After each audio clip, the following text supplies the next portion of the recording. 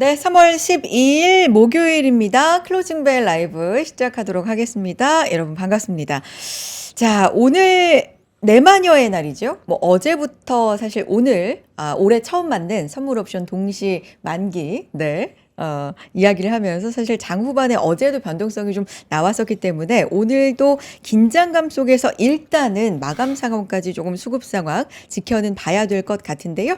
일단 현재 상황에서는 코스피가 0.8% 하락이고요. 코스닥은 비슷한 숫자로 또 위로 올라갑니다. 0.87% 상승 유지해주고 있는데 여기 위에 상승 하락 종목 개수가 지금 나오는데 오늘 삼성전자와 하이닉스가 쉬고 있는 가운데 코스피에서도 상승 종목 수가 그래도 더 많고요. 528개 상승, 360개 하락. 코스닥에서도 1012개 종목이 상승하는 가운데 650개 가량의 종목은 하락하고 있는 이런 상황이 포착이 됩니다. 시장 상황 요 두 분과 함께 또 특별히 만기 날이니만큼 끝까지 수급 상황도 요 두 분과 함께 한번 체크해 보도록 하겠습니다. IBK증권 박근영 부장님, SK증권의 이재규 PB차장님 두 분 모셨어요. 안녕하십니까? 네, 안녕하세요. 네. 박근영 부장님 오늘 네. 상승해라라는 의지에 오신가요? 의지는 없고 그냥 저는 주는 대로 낸다. 네. 사모님이? 예, 저는 뭐 아침에 일어나면 이렇게 소파에 내놓는 대로 그냥 몸만 껴있고 나옵니다. 그냥 시킨 대로 하는 게 그냥 가정이 시끄럽지 않는 슬기로운 가정 생활이라고 볼 수 있습니다. 오늘 그 사모님께서 약간 이런 시장에 빨간색이 좀 기운이 필요하다 이런 거를 네, 시장에 관심이 많은 것 같아요. 진짜요. 네. 자, 이런 상황 속에서 그 옷 색깔만큼 끝까지 좀 시장이 힘을 내주기를 바라면서 재규 차장님 안녕하세요. 네, 반갑습니다. 네, 반갑습니다. 네. 오늘 시장도 좀 변동성이 있다고 봐야 되나요? 아니면 좀 무난하다고 봐야 되나요? 좀 조금 걱정이 되는 부분들도 있었는데 그래요? 뭐 이 정도면 그래도 네. 저는 뭐 크게 문제는 없어 보이거든요. 근데 그래요? 수급적인 부분은 사실 뭐 우리나라 시장이 수급이 좋아서 올라왔었던 건 아니기 때문에 뭐 큰 의미를 부여하기는 좀 어렵지만 그래도 오늘 외국인들 매도가 꽤 많이 나왔어요. 코스피와 코스닥 양시장 다 매도가 나왔고 코스닥 같은 경우는 5거래일 연속 매도가 나오고 있거든요. 5거래일 맞죠? 그래가지고 수급적인 부분이 좀 돌아서 주면 안정적인 하방 경직이 나올 가능성이 있다라고 생각이 되는데 아직까지는 그런 모양새가 나오지 않아서 아직까지 저는 개인적으로 좀 긴장은 하고 있습니다. 그렇군요. 시장 오늘 한 말씀씩 좀 일단 개괄적으로 평가하시는 부분들을 좀 들어볼 텐데 사실 오전 한때는 뭐 코스피도 상승 반전을 했었고 코스닥도 오늘 애초에 코스피 대비해서 좀 좋은 모습을 계속해서 좀 보여줬었는데 시장이 흔들렸던 타임이 한 11시 반? 그 이후에 좀 급격하게 흔들렸는데 확실히 요즘 시장은 진짜 유가에 민감하다. 뭐 이런 생각도 좀 들기는 합니다. 한 말씀씩 시장을 보시는 개괄적인 평가 좀 들어보겠습니다. 부장님.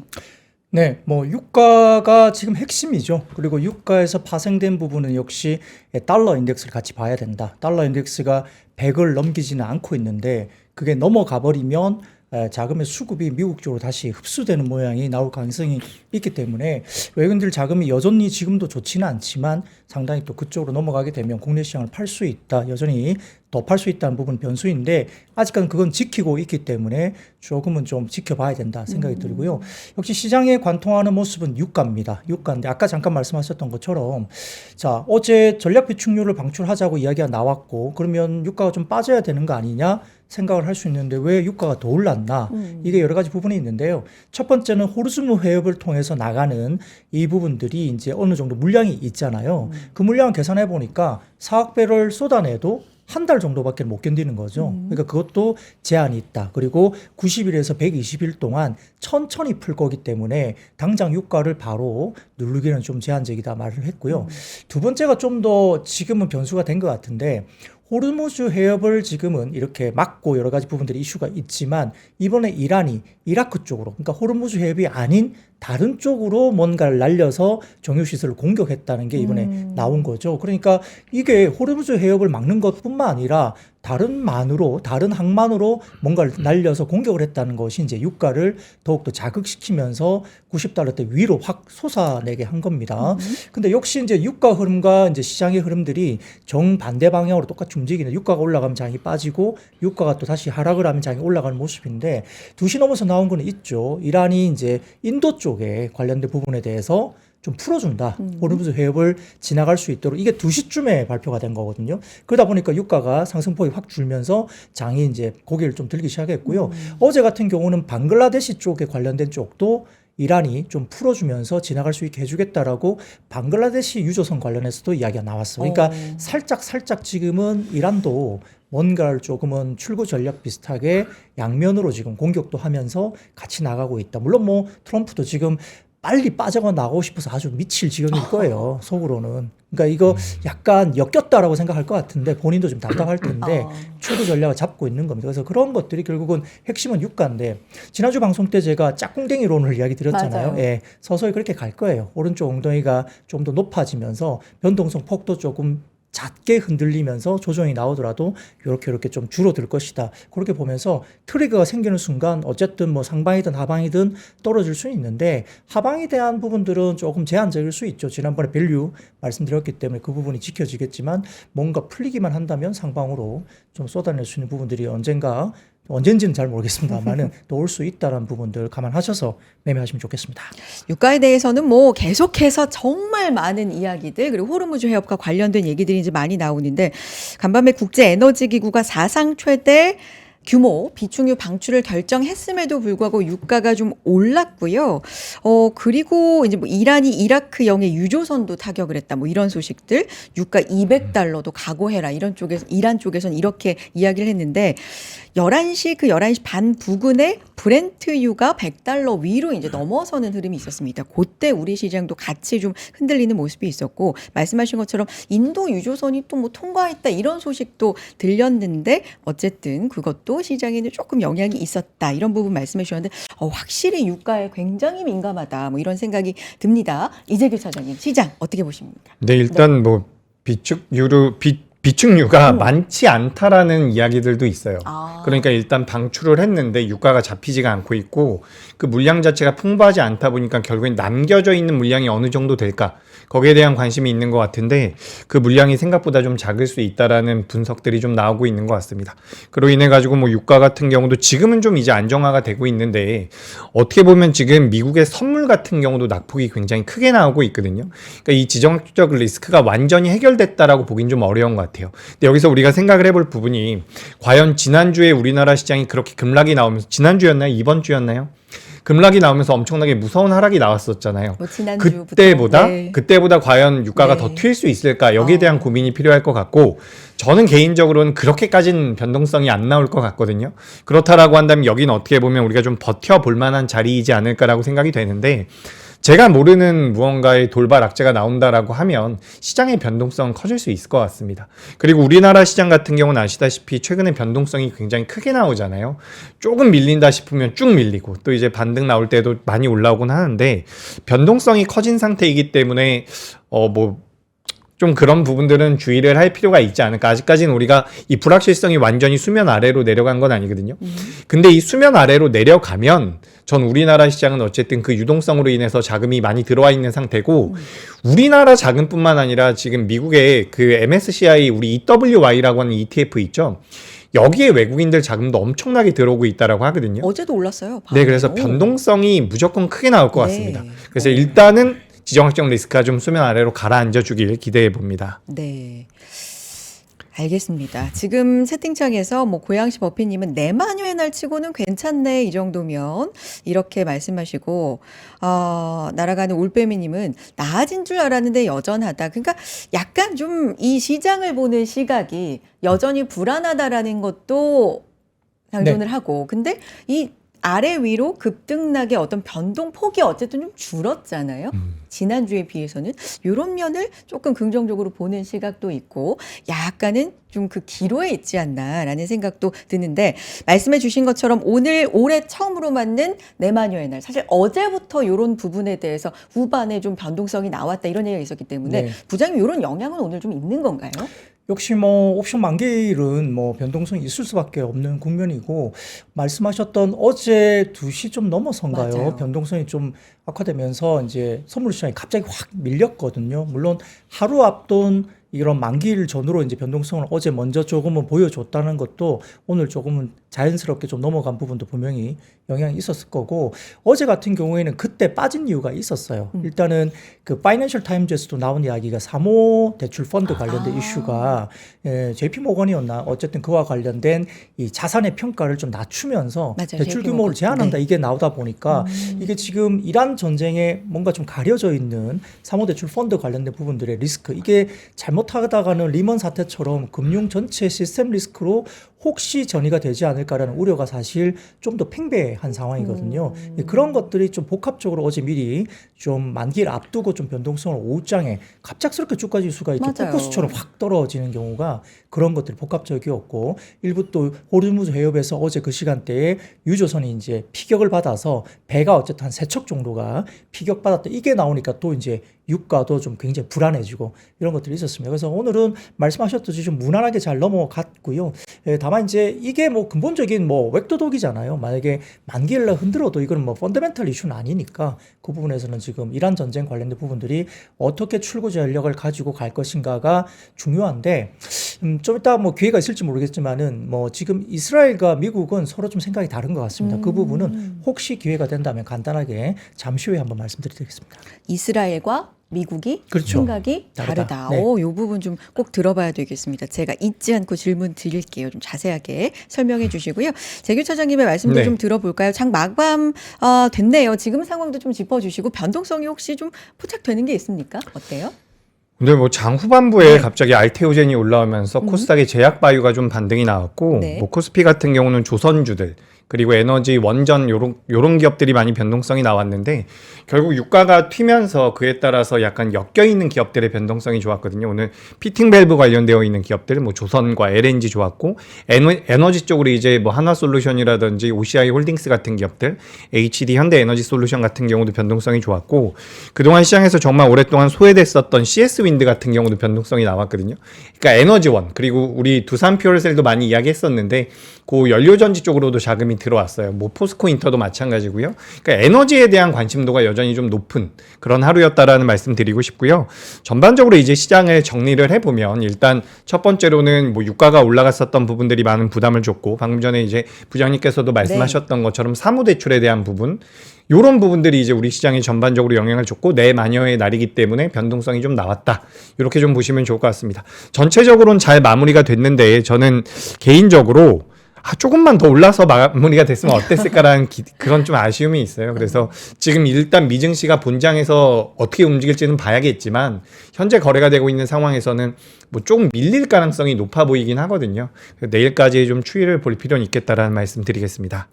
지금 지수 변동이 조금 있는데 그래도 막판에 조금 더 들어 올리면서 좀 마무리가 되는 것도 포착이 되네요. 코스피 지금 0.5% 정도 하락 이렇게 마무리가 되고 있고 코스닥은 0.89%, 0.93% 상승 이렇게 계속 변동되면서 좀 시키고 있는 상황인데 오늘 코스피에서 상승 종목이 어쨌든 더 많습니다. 570개 종목이 상승을 했고 하락 종목은 324개, 코스닥에서도 1019개 종목이 상승, 650개 정도의 종목이 하락인데 어쨌든 삼전 닉스 그 시총 상위 종목들이 좀 쉬어간 날인데 이렇게 상승 종목이 더 많고 지수 자체도 코스피 뭐 0.48% 하락 정도, 코스닥은 좀 더 상승폭이 좀 커지는데 네 역시 만기 좀 변동성이 끝에 가서 나오는 것 같습니다. 1% 이상 상승 지금 찍히고 있는 상황인데 이렇게 보면 조금 대형주 위주에서 좀 퍼진다라고도 해석이 가능한 건지 아니면 이런 해석은 아직은 좀 섣부른 건지 부장님은 어떻게 보셨어요?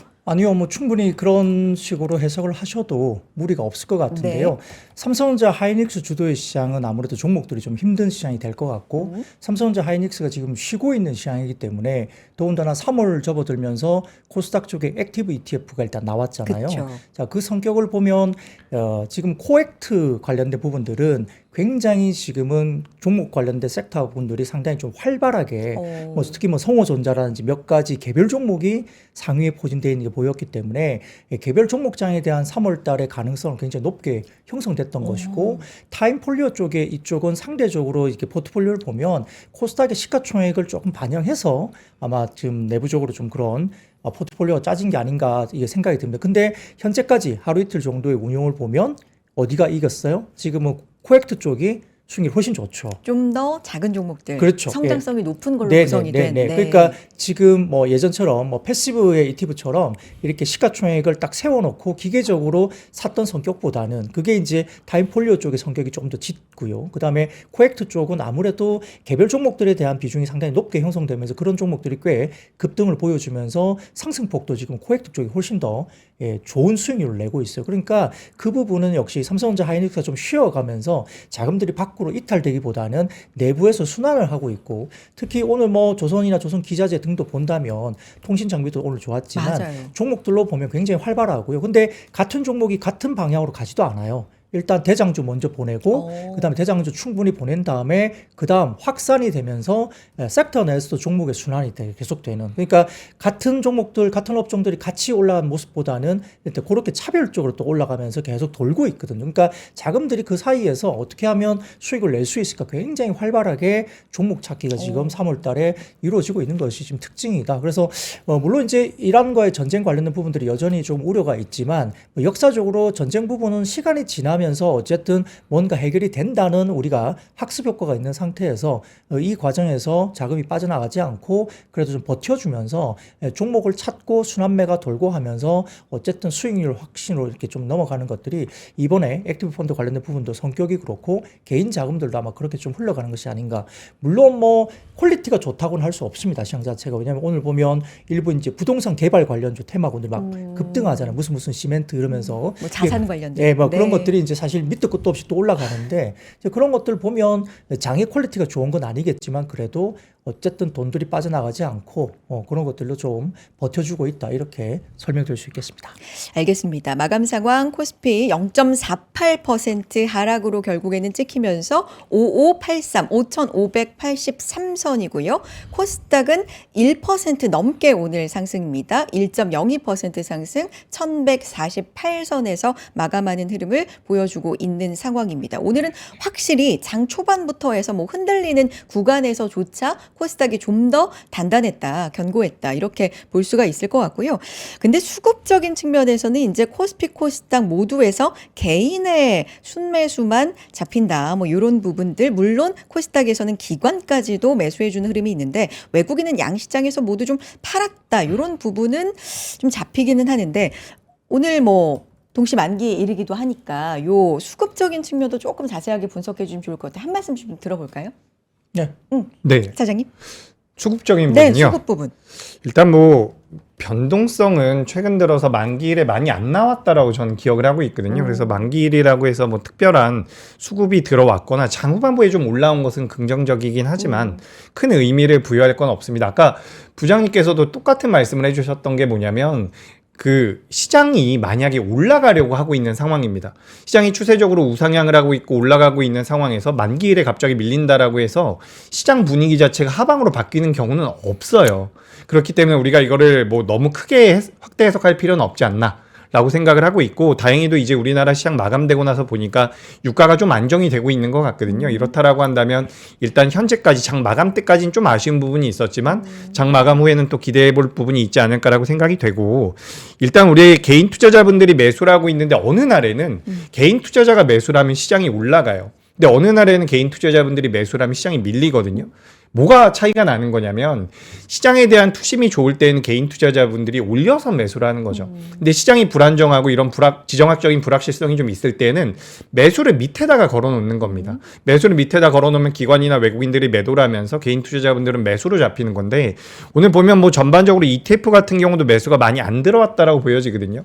그리고 최근 이제 코스닥이 코스피보다 좀 약한 모습을 보이고 있지만 기술적으로 봤을 때는 코스닥이 좀 더 안정적인 부분이 있어요.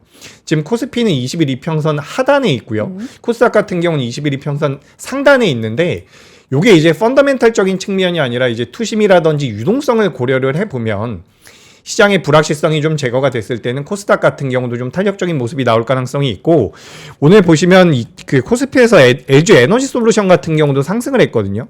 4% 정도 올라왔는데 지금 삼성전자, SK하이닉스, 현대차가 살짝 조정을 받는 과정에서 그 아랫단에 있는 종목들이 좀 변동성이 잘 나왔거든요. 근데 만약에 LG 에너지 솔루션이라든지 뭐 삼성 SDI 같은 경우는 오늘 보합에서 마무리가 됐는데 요런 2차 전지 쪽에 대한 관심도가 높아진다라고 한다면 그에 따른 급부로서 코스닥에 상장되어 있는 2차 전지주들도 변동성이 커질 가능성이 있어 보입니다. 그래서 인터베이트 배터리도 있고요. 오늘 뭐 알테오젠도 좀 반등이 나왔고 이런 흐름을 본다면 자금이 일단 한번 크게 수익이 난 데서는 추가적으로 자금이 들어간다라기보다는 거기서 일단 차익 실현을 한 물량들이 다른 데도 좀 기웃기웃거리고 있는 게 아닌가 그런 생각이 수급적으로 봤을 땐 그런 생각이 좀 들었습니다.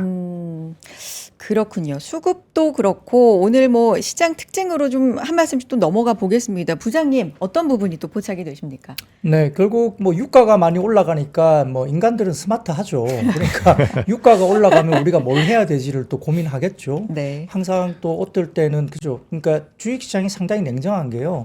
남이 안 좋아지면 나는 뭘 수혜를 받을까? 나한테 이익이 뭘까? 반사수혜 네, 우리가 그런 흔히 이렇게 것들이 이제 얘기하는데. 주식시장에는 명확하게 냉정하게 네. 나옵니다. 그러다 보니까 결국 이제 오늘 같은 경우에 뭐 LNG가 역시 이제 두드러지게 보였잖아요. 그 외에도 태양광도 그렇고 풍력도 그렇고 야 원유가 이렇게 많이 올라가면 우리가 살아남기 위해서 뭘 해야 되지? 대안을 찾자. 그렇죠. 그러니까 그런 것들이 생기면서 LNG가 가장 부각이 됐습니다. 만약에 LNG 쪽은 지금 이번 이런 전쟁 때문에 뭐 속된 말로 이렇게 표현하면 좀 그럴 수 있지만 미국은 꿀을 빨 수 있어요. 왜냐하면 LNG 최대 수출국이 될 수가 있기 때문에 그렇고 전체적으로 또 원유 같은 경우는 최대 수출국이잖아요. 미국. 그러니까 지금의 적당한 상승에 있는 원유 가격이 유가가 미국 쪽엔 굉장히 지금 좋은 환경이고 자 대체 관련된 부분들 카타르가 지금은 LNG 관련된 부분들이 이제 정지가 이렇게 되니까 LNG 관련된 수출을 너무 많이 할 수 있고 한국뿐만 아니라 유럽 쪽으로도 굉장히 LNG를 많이 할 수 있는 상황이에요. 그리고 이번에 호르무즈 해협 문제가 됐잖아요. 그러니까 뭘 또 가지고 오겠어요?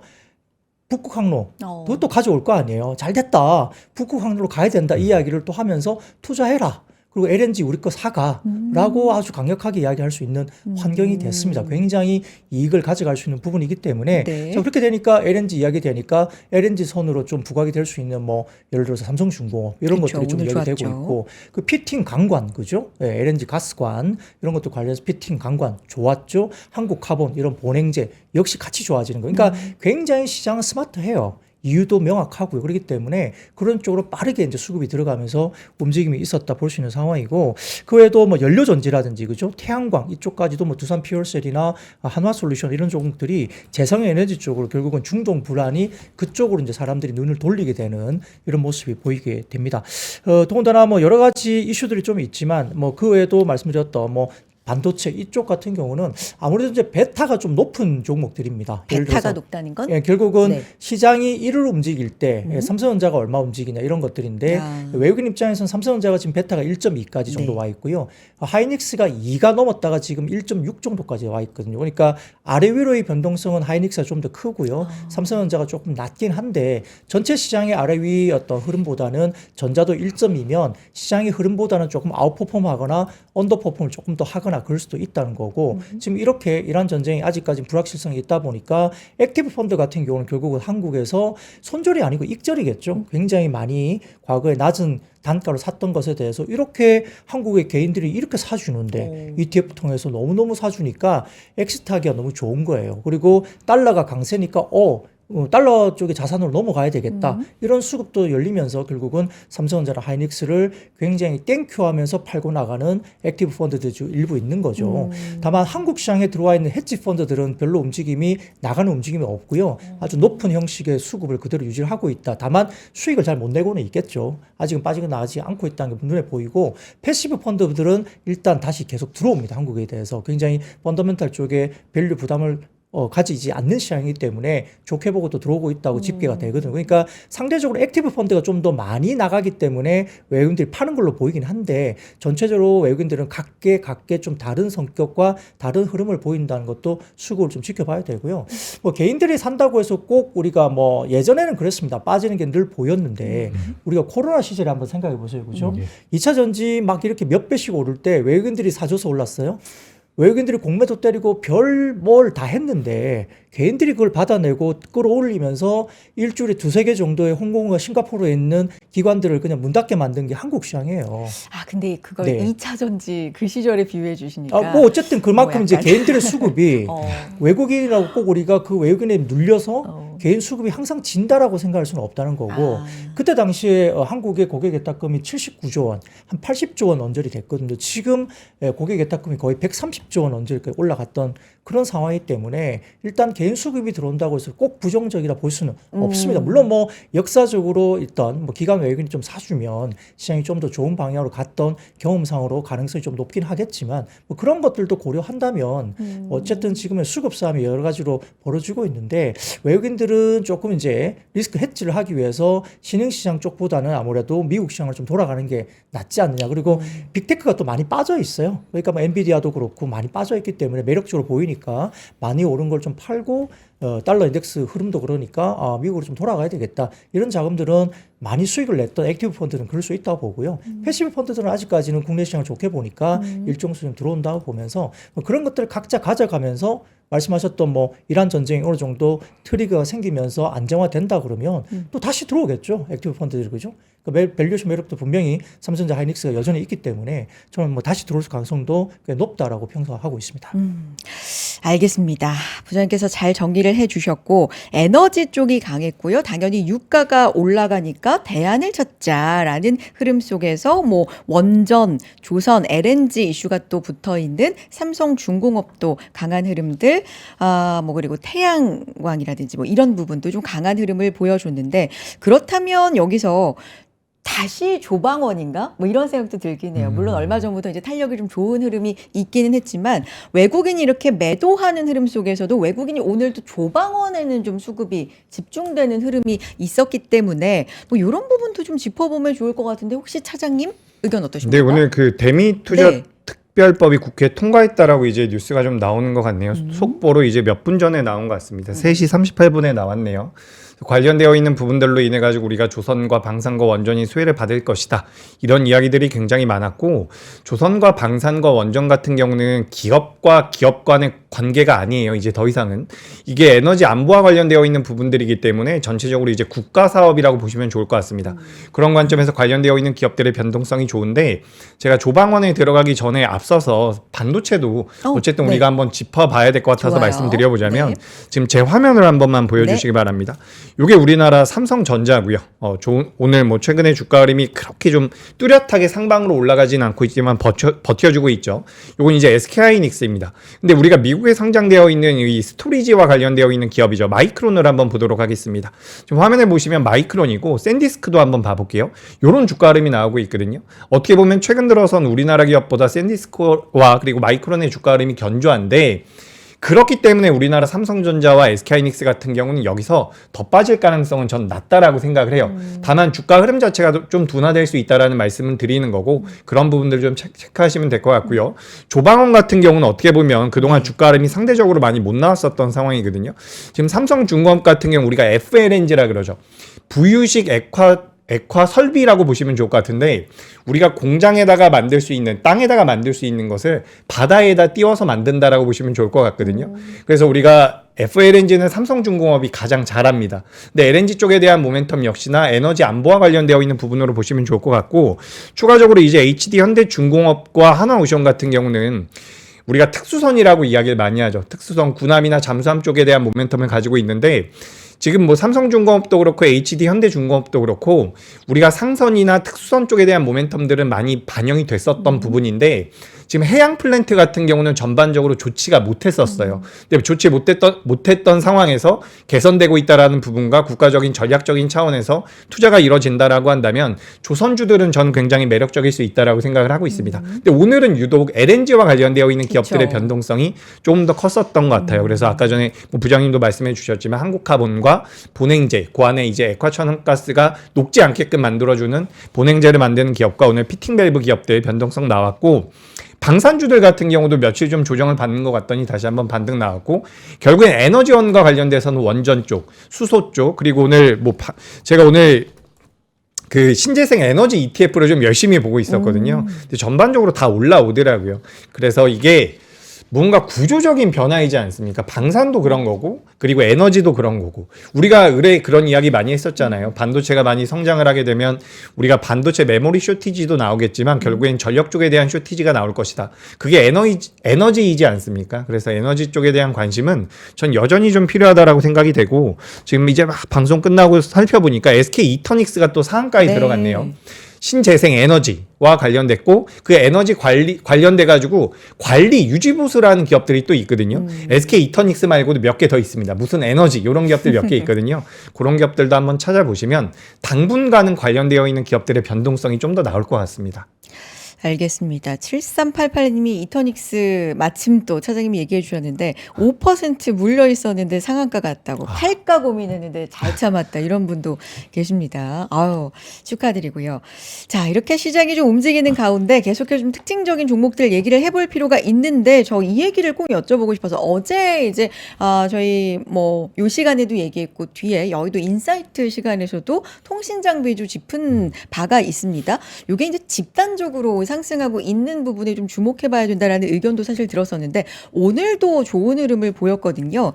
통신 장비하면 이제 뭐 예전에 2017년, 8년, 뭐 9년 요 사이인가요? 이제 5G 요렇게 하고 요런 시세가 이제 오랜만에 또 집단적으로 연속적으로 좀 나오는 것 같은데 요걸 연속성을 어떻게 봐야 되는지도 궁금하고 일단 호재는 좀 많이 겹친 것 같더라고요. 부장님 어떠세요? 네, 우선 몇 년간 양치기 소년 섹터였다. 그래서 그걸 커버리지했던 연구원께서 얼마나 좀 고충을 당하셨을까 생각이 듭니다. 그러나 지속적으로 커버를 했는데 좀 갈 듯 하다가 또 빠지고 갈 듯 하다가 또 빠진 게 한 4, 5년 됐죠. 굉장히 좀 어려운 국면이 왔고요. 그래서 이번에도 개인들이 별로 안 믿는 것 같긴 해요. 좀 여러 이제 방송을 통해서 이야기를 해보면 별로 댓글의 분위기가 안 좋아요. 뭐 통신장비 이야기하면 또냐 이렇게 말씀 주신 분이 있는데 뭐 추세적으로 영속적으로 이제부터 V자 갑니다라고 말하기는 좀 쉽지는 않지만 이번에 모멘텀이 하나 나오긴 했죠. 그래서 이번에 GTC, 엔비디아 GTC 쪽에서도 뭐 6 이야기도 좀 나올 것 같고 그다음에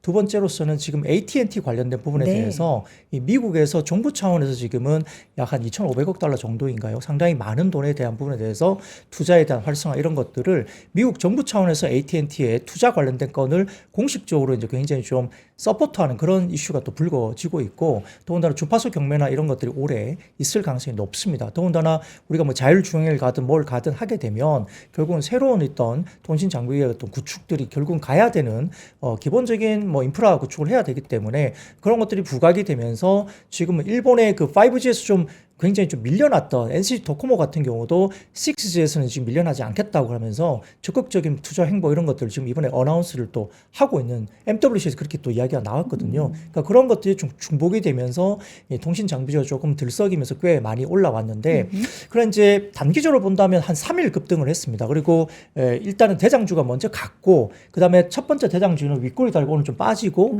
뒤에 따라가는 몇 개 종목들이 오늘은 뭐 이틀 연속 상한가를 가는 종목도 오늘 나온다든가 그러니까 뭐 대한광통신은 좀 약해지고 네네 뭐 뭐 이런 먼저 갔던 말씀이시죠. 애들은 네. 조금 이제 빠지고 뒤에 따라서 이제 확산이 되면서 네. 다른 종목들 뭐 하물며 KMW 같은 경우도 오늘 3일째 급등인데 조금 오장에서는 수익률이 조금 빠지기 시작했고요. 음봉 나온 친구도 있고 그다음에 오늘 또 상한가 붙인 종목도 있고 이렇게 다 섹터 내에서 돌고 있거든요. 예, 오이솔루션 오늘 또 이야기 나왔지 않습니까? 그래서 새롭게 나가는 종목들이 이렇게 가고 있는 상황이기 때문에 아마 이런 부분들은 개인적으로는 아마 먼저 한 3일 정도 꽤 많이 올랐던 종목은 단기에는 조금은 치료 이제 사익 실현이 좀 나오고 있는 모습이 보이면서 이제 확산되면서 관련된 종목을 좀 돌아가는 것 같아요. 그래서 요게 한번 지나가고 나면 그죠? 이번 주나 다음 주까지 좀 한번 지나가고 나면 펀더멘탈적으로 정말 그게 구체적인 뭔가 나올 것인가를 한 번 더 확인은 좀 필요할 것 같아요.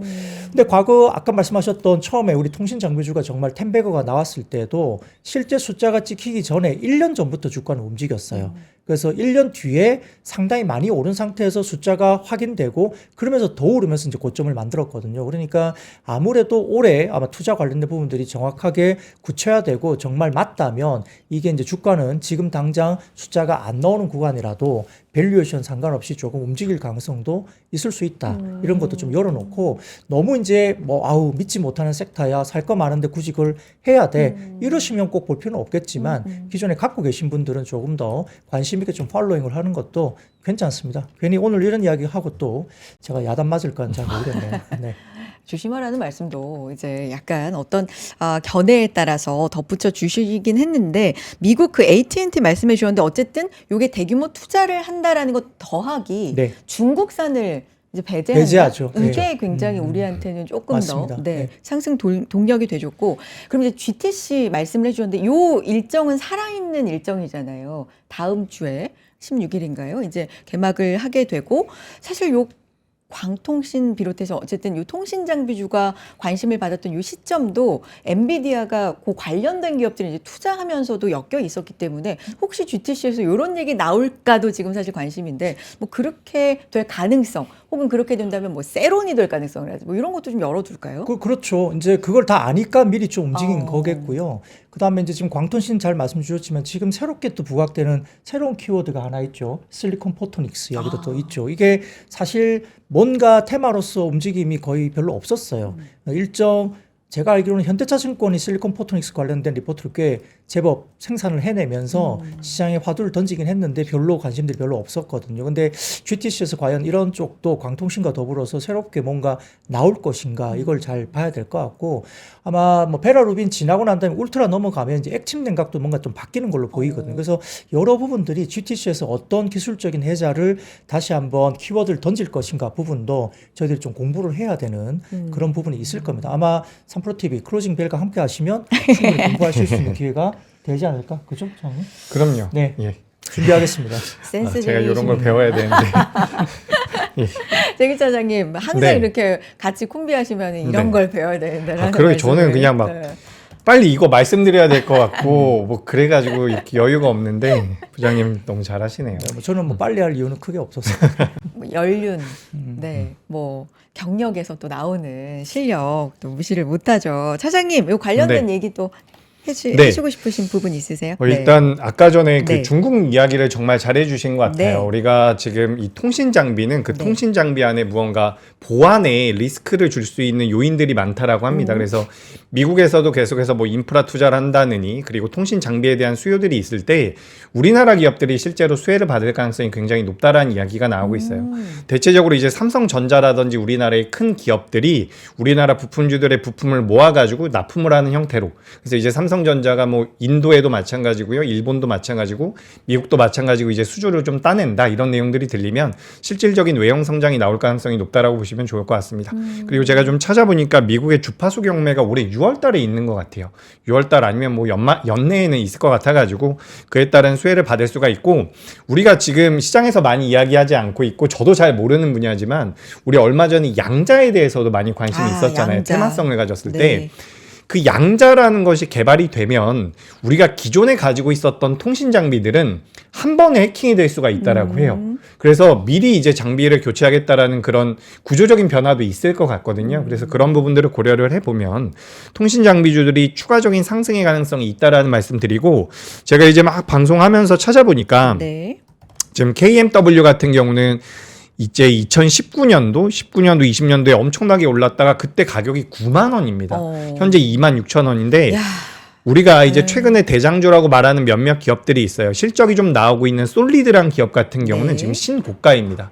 그렇기 때문에 우리가 완전히 약하다라고 보긴 좀 어려워요. 신고가에 들어가 있는 부분이고 RFHIC 같은 경우도 주가가 좀 올라왔기 때문에 신고가에 들어온 상태에서 추가적인 랠리가 많이 나온 기업들 같은 경우는 단기적인 조정의 가능성이 좀 있다라고 생각을 해요.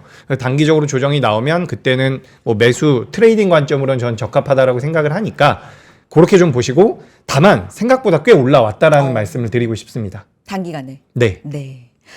알겠습니다. 단기간에 좀 올라왔다라는 거는 오늘 좀 감안해 밀렸으면 보고. 오늘 매수하셨어야 됩니다라고 말씀드렸을 것 같은데 오늘 더 치고 가니까 좀 부담이 되고 요건 근데 그 통신 장비에 대한 이야기고 사실 저는 5G가 움직이면서 그냥 시장이 좀 변할 수도 있겠구나라는 생각을 했거든요. 그러니까 우리가 중소형주 단이라든지 지금 이제 통신 장비는 우주항공과도 많이 엮이고 있는 부분들이 있습니다. 그래서 약간은 시장에서 소테마들이 형성이 될 가능성도 있지 않을까 이런 말씀도 드려보겠습니다. 알겠습니다. 지금 채팅창에서 뭐 수의사에 대해서 엘리샤 님도 수의사, 뭐 쿠모 님도 리사수 이렇게 말씀하셨는데 무슨 얘기인가 했더니 AMD 리사수 CEO가 18일에 이제 온다고 뭐 그런 얘기 있죠. 삼성전자, 뭐 네이버 이렇게 만난다. 네. 뭐 이런 얘기는 뭐 이것도 주목할 만한 이슈로 우리가 일정으로 좀 기억을 해둬야 돼요. 네, 뭐 네. AMD와의 협력 강화는 할 수밖에 없고요. 메타가 이번에 발표한 내용 중에 이것도 중요합니다. 메타가 엔비디아 쪽에 뭐 지배력 이런 것들 좀 벗어나서 자체 칩을 만들겠다. 그게 ASIC 반도체 이야기잖아요. 삼성전자에게도 기회가 될 수 있다 생각 들고 또 삼성전자가 엔비디아 쪽도 들어가니까 전자 쪽이 나쁠 이유는 별로 없는 거죠. 예. 알겠습니다. 여기까지 일단은 듣고 저희 광고 좀 하고 아까 그 부장님이 말씀하신 자료 있잖아요. 뭐 이런 부분 이스라엘, 뭐 미국 요런 부분 저희 광고하고 나서 그 부분 좀 준비를 해 주시고 또 특징적인 시장 특징 종목들도 또 짚어 보도록 하겠습니다. 지금 왜냐면 제가 광고를 왜 먼저 하려고 그러냐면 향기가 고기 향기가 이렇게 나니까 일단 요걸 먹어야 될 것 같아요. 이렇게 냄새를 참을 수가 없는. 자, 워커힐 한우 안심 광고 해드리겠습니다. 3+1 구성이에요. 최초 3+1. 하나 더 드리는 구성인데 59,000원에 저희가 구성으로 가지고 왔습니다. 팩당으로 보면 14,750원에 워커힐 한우 안심을 이제 드실 수 있는 건데요. 소 한 마리에서 1% 나오는 귀한 부분 한우 안심. 진짜 한우 안심만 사용했다라는 게 포인트입니다. 이걸 이제 강조해 드리고 싶고요.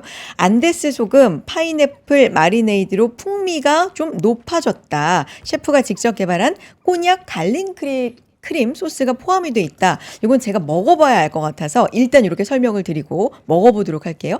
꼬냑 갈릭 크림 소스. 뭔가 저는 이렇게 말씀만 드리니까 감은 안 오거든요. 두 분이 한 입씩 이제 드셨으니까 고기의 상태와 네. 먹방이죠. 네, 제가 개인 유튜브는 안 하는데 뭐 이렇게들 하더라고요. 여러분들 뭐 잘 보시면 될 것 같아요. 야, 그래서 네, 이렇게 감사합니다. 소스를 찍어서 네. 이제 드시면 될 것 같고 네. 이게 굉장히 그 소스가 굉장히 풍미가 있는데요. 그리고 보통 이렇게 뭐 한우 같은 경우는 이제 구우면은 조금 많이 구우면 좀 약간 질기잖아요. 근데 이게 핏빛이 없이 조금 구운 듯한 같긴 해요. 지금 이게 제작진들이 어느 정도 이제 조리를 해서 들어오는데 저는 이거보다 좀 살짝 덜 구운 거를 좀 더 선호합니다만 미디움 레어. 예, 레어. 조금 더 선호합니다만 네. 제가 생각했던 것보다 조금 더 구워져서 들어왔는데도 전혀 예, 부드러운 식감이 그대로 떨어지지 않고요. 굉장히 맛있거든요. 그래서 여러분들 한번 이 부분도 관심 가지고 보시면 좋을 것 같아요. 이게 둘째 아이가 생각나네. 우리 둘째가 소고기 굉장히 좋아하는데 아유, 진짜 가정적이시네요. 이 짧은 시간에 방송하시면서 와이프님 얘기하시고 둘째 얘기하시고 진짜 사랑꾼이십니다. 맛있네요. 예. 저 지금 한 입 먹었는데 어떤 말씀인지 알겠어요. 부드러워요. 음. 덜 익히지 않으셨거든요. 음. 거의 이제 완전히 익히셨다고 할 수 있는데 네네. 굉장히 부드럽게 씹히는 느낌이고요. 저는 제일 궁금했던 게 꼬냑 갈릭 크림 소스인데 이거 어떻게 표현을 해야 될까? 저는 약간 버섯 맛도 나는 그쵸? 것 같은데 버섯 맛도 나는 것 같습니다. 버섯?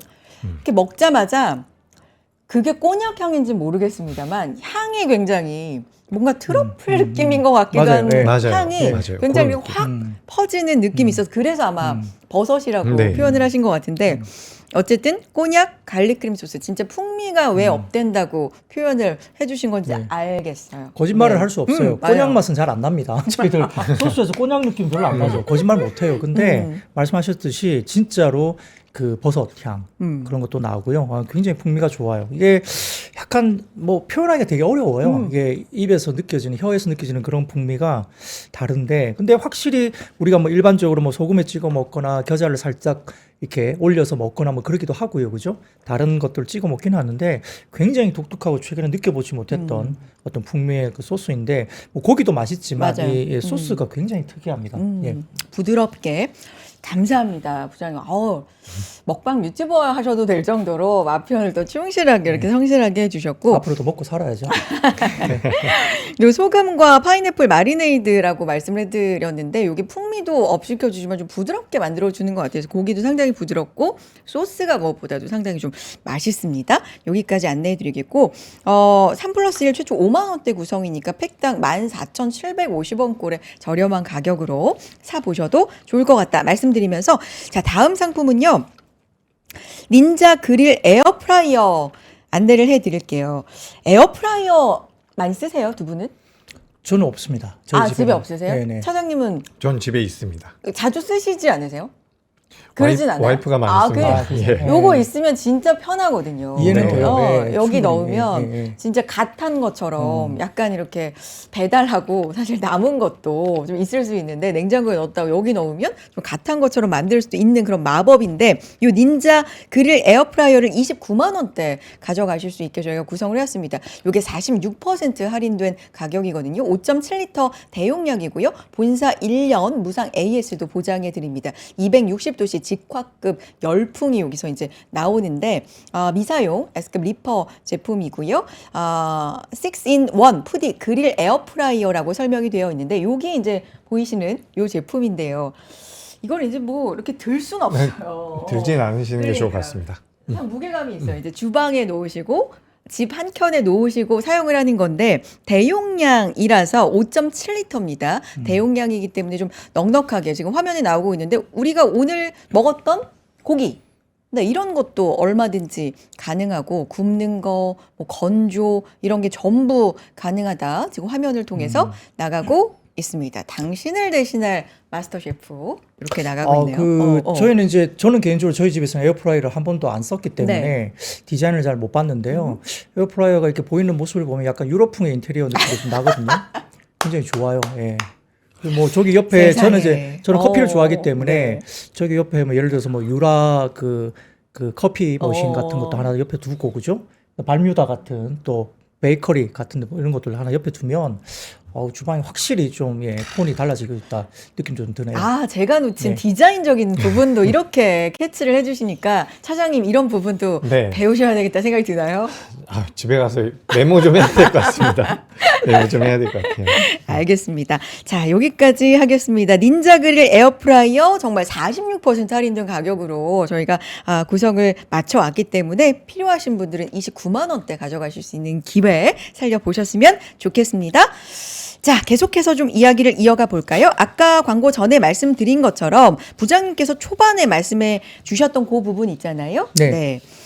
이스라엘, 미국 네, 뭐 네, 이런 네. 부분들, 이 부분 아무래도 국제 정세가 지금 중요하니까 네. 생각하시는 부분 좀 정리해 주실까요? 네.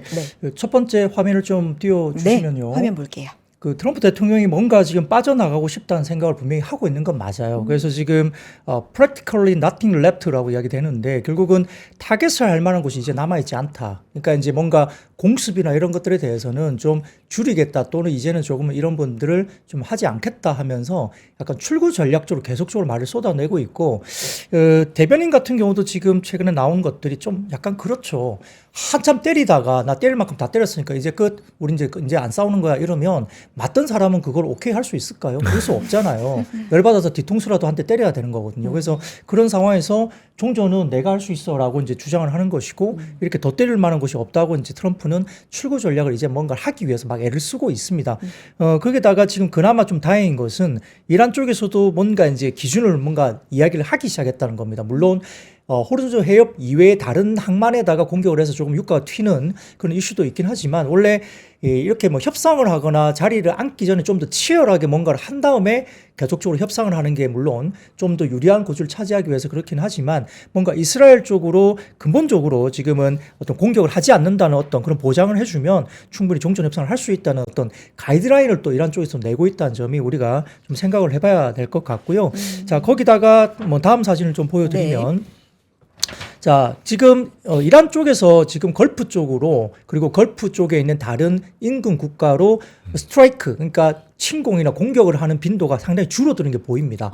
물론 이게 장기전을 위해서 뭔가 미사일이나 이런 것들을 아끼기 때문에 그럴 수도 있다. 이런 분석도 물론 있기도 하고요. 또 미국이 워낙 뭐 미사일 쪽이나 이런 쪽을 많이 타격을 했기 때문에 실질적으로 공격 빈도가 주는 이유도 있다. 두 가지로 해석할 수 있는데 물론 뭐 장기전일 수도 있습니다. 뭔가 아끼면서 드론으로 좀 값싼 드론으로 대시를 하면서 좀 더 길게 나간다 볼 수는 있지만 미국도 지금은 군비 이런 것들이 많이 이제 좀 소진이 되고 있는 느낌이고 추가적인 어떤 국방비를 또 급하게 또 지금은 증액을 하면서 쉽지 않죠. 근데 뭐가 있습니까? 좀 중국이 히토리를 들고 있잖아요. 그렇기 때문에 이 군사 관련된 여러 가지 뭔가를 만들기도 미국이 단기에 좀 쉽지 않은 국면이어서 조금은 어떤 부분에 대해서 서로 좀 좁혀 나가려는 모습이 나타난다 할 수 있습니다. 근데 이제 제가 아까 말씀드렸듯이 이스라엘과 미국이 좀 생각이 다를 수도 있다는 것은 지금 트럼프 같은 경우는 원유에 대해서 엄청나게 민감할 수밖에 없어요. 인플레 자극할 수 있고 중간 선거 11월에 있기 때문에 이걸 지면 안 되니까 트럼프 입장에서는 그걸 지면 본인도 탄핵 가능성 굉장히 높고 상원까지 내주게 되면 엄청나게 위험하다는 걸 알고 있기 때문에 좀 이걸 빨리 끝내고 싶은 게 이제 눈에 보이는데 이스라엘은 네타냐후가 사실 문제예요. 왜냐하면 네타냐후가 벌써 몇 년째 기소를 당했지 않습니까? 만약에 네타냐후가 총리직을 내려놓게 되면 바로 깜빵행이에요.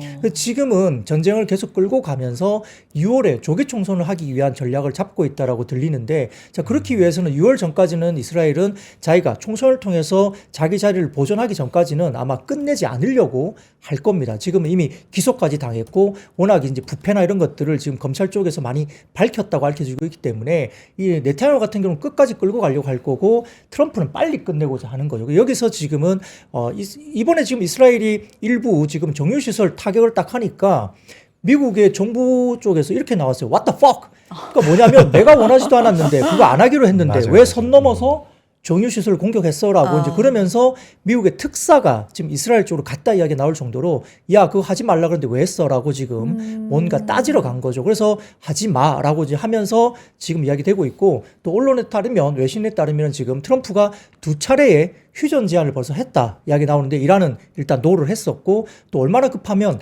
러시아의 푸틴한테 전화 걸어가지고 1시간 동안 트럼프가 또 통화를 했다고 알려지고 있거든요. 그렇죠. 그럼 뭐예요? 야 러시아 보고 푸틴 보고 이란 좀 말려봐. 중재 좀 해줘.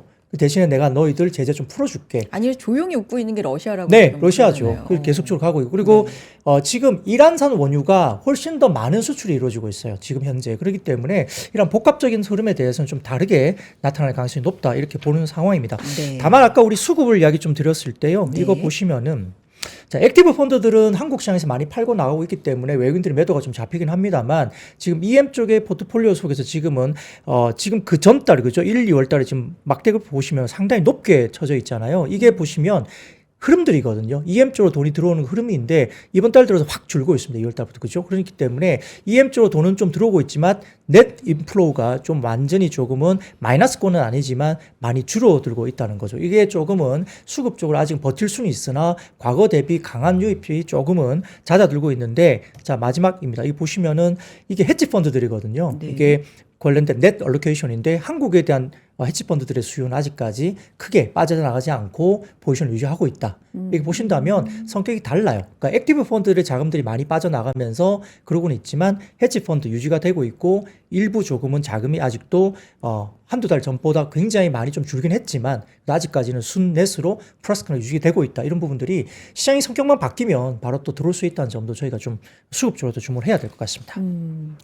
알겠습니다. 그 트럼프 대통령의 가장 민감한 부분이라고 해야 될까요? 뭐 이런 부분을 우리가 좀 단순하게 생각해서 얘기할 때 국채 10년물 금리 보고 뭐 유가 보고 이런 얘기 많이 하죠. 유가 뭐 그때도 120달러 가까이 갔을 때 네. 나왔던 일명 뭐 타코 흐름들 그리고 과거에도 10년물 국채 금리가 뭐 4.1에서 4.3 이렇게 넘어가기 시작하면은 여지없이 뭔가 좀 물러서는 흐름이 나왔다. 근데 간밤에 10년물이 4.23 이렇게 찍어서 이런 것도 좀 신경을 안 쓸 수는 없을 것 같고 기사 보니까 미군이 이란전에 첫 엿새 동안 쓴 비용이 거의 17조더라고요. 이렇게 비용을 쓰는 것도 신경을 좀 써야 되지 않나? 미국 입장에서는 그런 생각이 들기도 그렇죠. 합니다. 이게 그런 것 같아요. 네. 그러니까 우리가 둘이 전면전을 하는 게 아니죠. 네. 그렇기 때문에 제가 뭐 국제 정세에 대해서 전문가는 아니지만 비대칭 전력이라는 게 있습니다. 그러니까 뭐 이 이란이 주위에 있는 중동 국가들의 예를 들어 가지고 담수 시설을 공격을 하면 그 담수 시설이 파괴된 중동 국가 같은 경우는 물이 없다라고 해요. 그러니까 그런 것들을 순간순간 공격을 하게 되면 전쟁을 끝내기가 어렵다라는 거죠. 그래서 저는 이런 지정학적 리스크는 상당 기간 이어질 가능성도 있다라고 생각을 해요. 네. 다만 가장 포인트는 뭐냐면 포인트가 두 개가 있습니다. 네. 한 가지는 피크는 지났다. 피크는 지났다라고 생각을 하고 있고 그러니까 위험의 피크. 그렇죠. 네. 위험의 피크는 지났다라고 보고 있고 또 한 가지 포인트는 뭐냐면 위험의 피크가 지났다라고 해서 그게 우리나라 시장의 상승 명분은 또 아닙니다.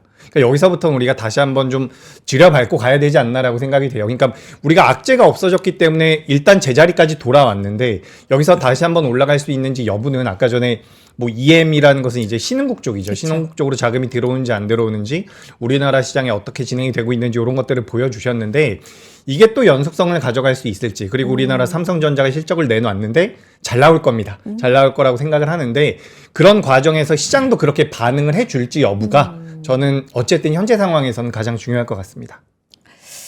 알겠습니다. 자, 그런 가운데 제가 요거는 이제 짚어야 될 것 같아요. 왜냐하면 저희가 이제 썸네일에도 썼기 때문에 그 코스피 버블 얘기를 뱅크 오브 아메리카에서 했더라고요. 제 화면 잠깐 보여주시면 요 얘기입니다. 뱅크 오브 아메리카가 코스피가 전형적인 버블이다. 금과 은보다 위험한 수준이다. 뭐 이렇게 이야기를 한 게 있습니다. 물론 우리 시장에 대해서 뭐 다 이렇게 보는 건 아닙니다. 근데 이제 가끔 최근 들어서 특히나 뭐 마이클 버리 얘기도 우리가 했었습니다만 이런 얘기들이 나와요. 국내 증시 극단적인 변동성에 대해서 전형적인 버블 국면에서 나타나는 움직임이다. 뭐 이런 얘기를 좀 하면서 국내 증시가 최근에 뭐 7%, 12% 이렇게 역대급으로 움직인 거 자체가 본인들의 자체 지표, 버블 리스크 지표를 통해서 좀 취약성, 모멘텀, 변동성, 수익률 이런 걸 다 합해서 산출을 해볼 때 극단적인 버블 국면을 좀 나타내는 것 같다. 이런 보고서를 냈더라고요. 그래요. 네. 어떻게 생각하세요? 뭐 본인들의 산출 지표가 있다니까 뭐 그렇구나 그냥 참고 정도? 근데 우리는 또 우리만의 길을 이렇게 가고 있잖아요. 오늘도 견조했고 부장님의 생각도 듣고 싶고 차장님의 생각도 한 말씀씩 좀 듣고 싶은데요. 네, 네. 뭐 제가 다른 방송에서 딱 한마디 했습니다. 네. 너나 잘하세요. 네. 뭐 물론 그들 눈에는 그렇게 보일 수 있죠. 뭐 한국 시장이 얼마나 우습게 보일 수도 있고요. 물론 뭐 그들의 말이 다 틀린 건 아닙니다. 변동성이 너무 지표가 높죠. 지금 아래 위로 지금 뭐 서킷 브레이크 걸린 게 한두 번이 아니고요. 더군다나 지금은 많이 오른 상태에서 작년에도 뭐 엄청나게 올랐는데 올해도 연초부터 생각해도 엄청나게 올랐다. 그러니까 단기적으로는 이런 부분에서는 변동성이 커지는 국면에서 외국인과 기관이 많이 못 사주고 개인 자금만 들어오면서 지금 받치고 있는 상황이니까 뭐 외국인 입장에서 충분히 그렇게 이야기도 할 수 있고 또 그런 뷰를 낼 수도 있습니다. 뭐 뱅크 오브 아메리카뿐만 아니라 마이클 버리도 그런 이야기를 했었고요. 콜라노비치도 그랬습니다. 했제 내가 이렇게 하면서 SNS를 하고 있고 그런 상황이죠.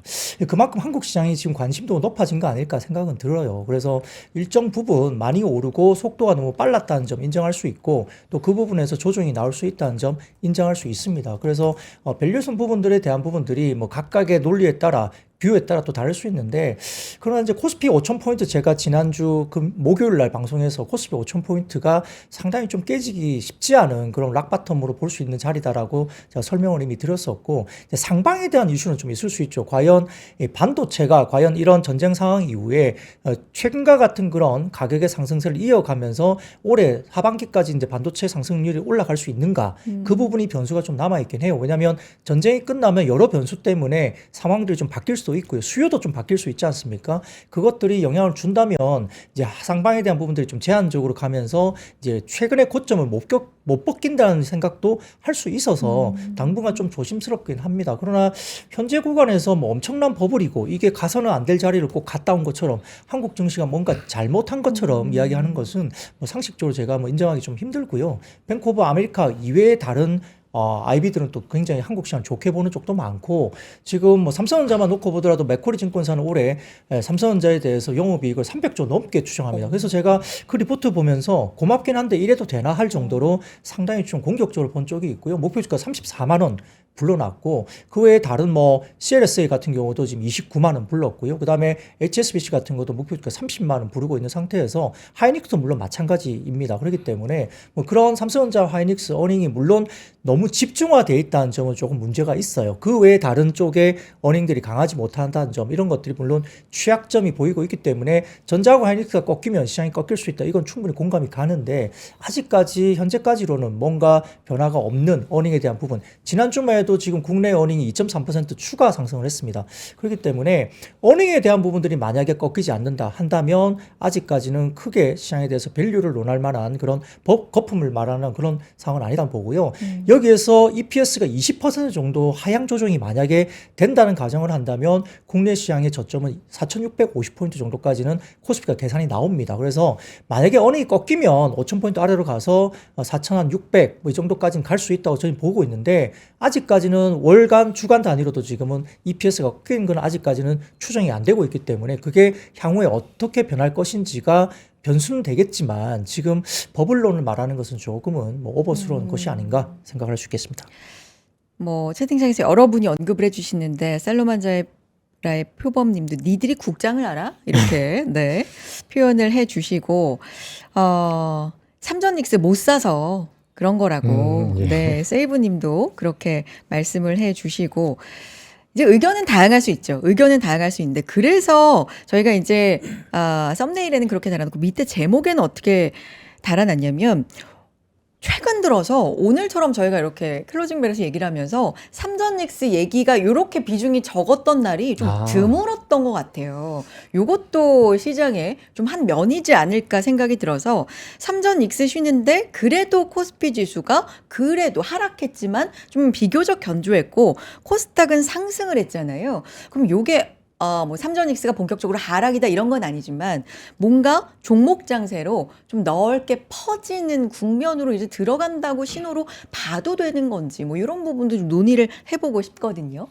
네, 뭐 일단 기본적으로 이렇게 네. 생각을 하시면 돼요. 이거 굉장히 기초적인 이야기가 네. 될 수가 있는데 삼성전자가 원래 10만 원이었다가 18만 원이 됐다라고 한번 가정을 해봐요. 그래서 기본적으로 한 주를 매수하는데 원래는 10만 원이 들었는데 이제는 18만 원이 들기 때문에 물량 자체가 과거랑은 좀 다르다라고 보시면 좋을 것 같습니다. 그러니까 굉장히 탄력도가 높이 올라왔었던 상태에서 살짝 소강 상태에 들어갔다라고 보시는 게 맞을 것 같고 우리가 실질적으로 지금 삼성전자와 SK하이닉스에 대한 영업이익 예상치를 대입을 해보면 사실 주가는 올라가는 게 맞다라고 저도 생각을 해요. 그래서 뭐 뱅크 오브 아메리카가 지금 막 이야기하실 때 찾아보니까 제 화면 잠깐만 보여주세요. 네.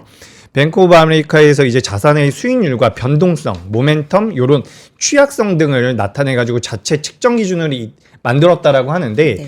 요거 같아요. 수익률과 변동성이 우리나라 시장이 워낙 크다 보니까 여기서 이제 자체 측정 기준에 우리나라 시장이 거품으로 들어갔다라고 보여지는데 일단 이렇게 변동성이 많이 나오고 수익률이 많이 올라올 수 있었던 것 결국엔 변동성이라고 보여지거든요. 변동성이 나왔던 것은 우리나라 기업들이 뭐 실적이 안 받쳐준 상태에서 올라온 건 아니고 추가적으로 정부에서 정책적인 부분도 계속해서 부각이 되고 있기 때문에 이런 분석은 이제 수치상으로는 나올 수 있지만 우리가 그런 거 있잖아요. 수치상으로는 되게 못했는데 막상 뜯어보니 괜찮은 거. 저는 그렇게 좀 생각이 되거든요. 그렇기 때문에 이 내용에 대해서는 저는 개인적으로는 뭐 나중에는 이게 맞겠죠. 언젠가는 한번 터질 테니까. 근데 그전에는 우리가 너무 신경 쓸 부분은 아니라는 말씀 드리고 싶고요. 삼성전자와 SK하이닉스 같은 경우도 실적 기준으로 봤을 때는 우상향이 좀 더 이어지는 게 맞죠. 그래서 아까 전에 우리가 마이크론이랑 그리고 샌디스크 잠깐 봤는데 마이크론과 샌디스크 이야기, 마이크론을 특히 많이 이야기를 하죠. 근데 뭐 우리 김정렬 본부장님도 맨날 말씀을 하시지만 삼성전자와 SK하이닉스와 마이크론 간의 그런 PER 같은 경우는 네. 과거부터 어느 정도 이어져 왔었던 그 간극이 있습니다. 근데 저는 개인적으로 이번 이 AI 사이클에서는 그 간극이 좀 좁혀졌으면 좋겠어요. 그래서 저는 거기에 대한 기대를 좀 하고 있거든요. 그래서 삼성전자와 SK하이닉스 같은 경우도 너무는 아니고 지금 부정적으로 보는 분들은 거의 없는 것 같아요. 그래서 그 뱅크 오브 아메리카의 내용은 너무 신경 쓰지 않으셔도 될 것 같고 우리나라 기업들 삼성전자, SK하이닉스 아랫단에 있는 기업들 같은 경우도 제가 알기로는 연간 EPS 기준으로 15%에서 20% 정도 상향 조정이 돼 있는 상태거든요.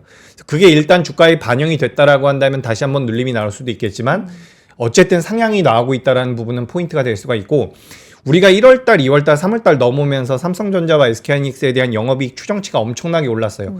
시장에 대한 EPS도 많이 올랐는데 제가 기억을 하기로는 EPS가 예를 들어서 50%가 올라갔다라고 한다면 우리나라 종합주가지수도 50%가 올라갔거든요. 근데 그 다음에 종합주가지수는 밀렸는데 EPS는 유지가 되고 있다는 거죠. 그렇다라고 한다면 지금은 고평가 영역이라고는 볼 수 없다. 저는 이렇게 말씀드리겠습니다. 알겠습니다. 저희 오늘 뒤에 있을 단독 방송에서 김장열 본부장님께서 또 테크 부분을 해주실 예정이니까, 몰랐네요.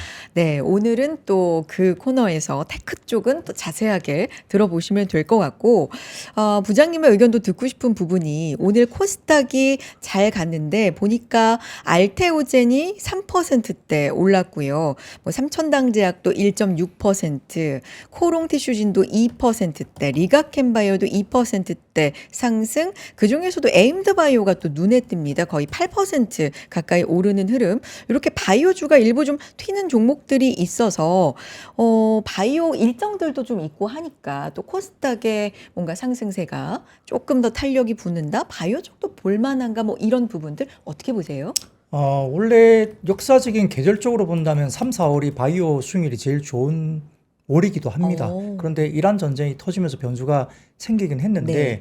뭐 그건 이제 역사적인 그냥 경험이고 지금 말씀 주셨던 각 종목들은 각각의 다 스토리가 나와서 올라가는 아. 거예요. 바이오를 전체 사는 건 아닌 것 같고요. 알테오젠은 오늘 관련된 특허 이슈 관련해서 긍정적인 이슈가 또 나오면서 그걸 알테오젠 IR이 오늘 공식적으로 공개를 했습니다. 그 부분이 이제 오장 들면서 올라왔지 아침에는 알테오젠 별로 안 좋았거든요. 그게 발표되면서 올라온 거고 삼천당 제약은 최근에 뭐가 발표됐는지 여러분들 잘 아실 것 같고요. 에임드 바이오 같은 경우는 알테오젠의 아버지라 불리는 엄민용 연구원이 에임드 바이오 관련된 ADC 부분들 네. 새로운 계약 관련된 이슈들 가능성 높다라는 리포트를 또 내면서 개별적인 모멘텀을 또 받은 거고 등등 포함해서 각자의 지금 말씀 주셨던 이런 바이오 섹터가 각각의 스토리가 다 있는 호재가 나오면서 이제 주가들이 올라간 거라서 꼭 뭐 바이오 섹터가 다 좋게 올라간다 보기는 좀 어렵습니다. 다만 모멘텀 플레이로 본다고 하더라도 코스닥 시장이 지금은 상대적으로 코스피보다 조금 개별적인 종목장으로 좀 갈 가능성이 있다. 어쨌든 액티브 펀드가 나오고 ETF 관련해서 수급을 뭔가 채워야 되기 때문에 모멘텀 플레이로서 아주 활발하게 종목장에 대한 부분들 아마 ETF가 뭔가 좀 대응을 할 거다 본다면 아마 모멘텀이 나오는 종목들 중심으로 가야 되고요.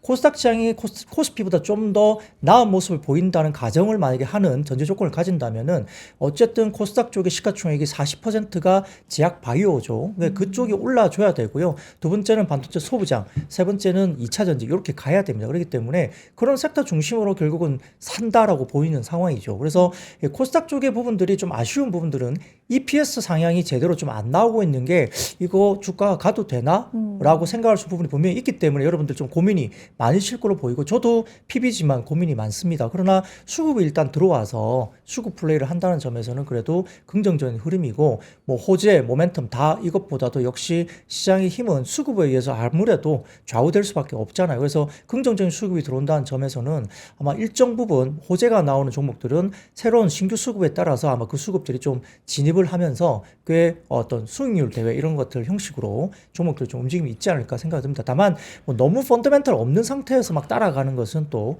투자 입장에서 좀 조심해야 될 부분도 있다는 점도 꼭 말씀드리겠습니다. 알겠습니다. 오늘 두 분 이렇게 클로징벨 함께 하면서 많은 분들이 두 분 응원해 주셨어요. 뭐, 박근영 부장님 반가워하시는 분들 또 센스 너무 좋다고 감탄해 하시는 분들 많았고, 차장님은 그대로의 모습이 너무 좋다고 또 하트 날려주시는 그래요. 분들도 많았습니다. 감사합니다. 네.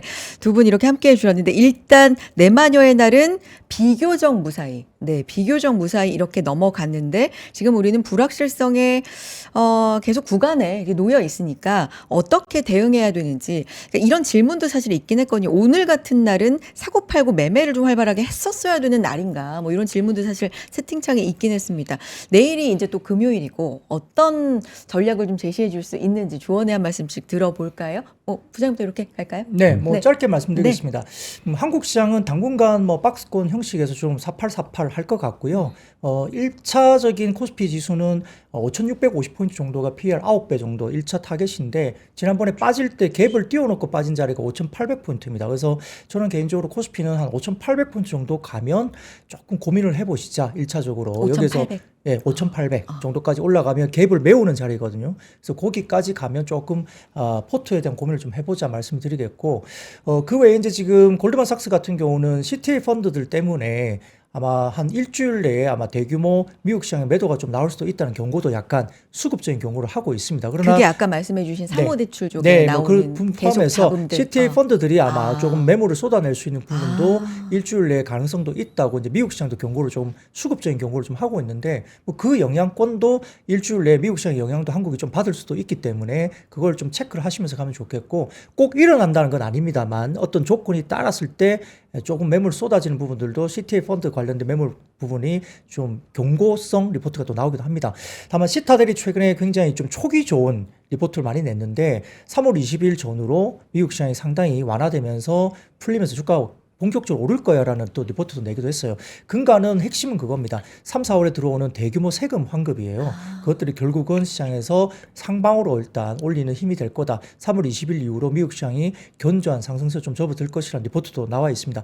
최근에 2월 달에 촉이 굉장히 좋아서 매도 의견을 그때부터 냈었고요. 시타델. 그걸 이제 오. 시타델이 그걸 철회한다는 리포트가 또 나왔는데 근본적인 리포트는 한번 보시면 좋겠지만 미국 시장에 또 연동해서 한국도 조금은 영향을 받을 거니까 그런 것들도 감안하시면서 시장을 대응하되 단기적으로는 뭐 올라가는 날 너무 따라가지 마시고 빠질 때 또 너무 겁내지 마시고 대응하시면 좋겠습니다. 알겠습니다. 자, 차장님 네. 의견 좀 주세요. 네. 일단 뭐 지금 이제 유가를 네. 보니까 그래도 좀 안정이 되는 것 같아요. 다행이라는 생각이 들고요. 일단 전반적인 시장은 엄청나게 강하게 잘 달려왔잖아요. 그러니까 약간의 기간 조정은 있을 수 있다라고 생각을 하고 그 안에서 이제 트레이딩을 할 수 있는 분들은 트레이딩 위주로 좀 접근을 해보시면 좋을 것 같은데 굉장히 기술적인 말씀을 드려보자면 다음 주 화요일 수요일까지 우리나라 종합주가지수가 코스피 기준으로 5,600포인트 위에 있다면 좋을 것 같습니다. 5,600 위. 5,600 위에. 요건 뭐 나중에 기회 되면 한번 설명을 드릴 텐데, 시장은 그렇게 부정적으로 보실 필요는 없지만 항상 시장이 아무리 좋아도 경계할 필요는 있다라고 생각을 하거든요. 그래서 경계하는 부분들은 가지고 이제 내일 아침이 딱 됐는데 미증시가 많이 올라갔습니다. 그럼 제가 한 말은 잊어버리시면 되겠습니다. 감사합니다. 알겠습니다. 5,600포인트 또 단기적으로 부장님 5,800포인트 또 포인트로. 1차 자리는 네, 5,650, 어. 그다음에 2차는 5,800까지. 네. 예. 그 숫자들도 기억해 보도록 하겠고요. 두 분 시장 정리 잘 해주셔서 정말 감사드리고요. IBK증권 박근영 부장님, SK증권 이재규 PB 차장님 두 분과 함께했습니다. 고맙습니다. 네, 감사합니다. 감사합니다.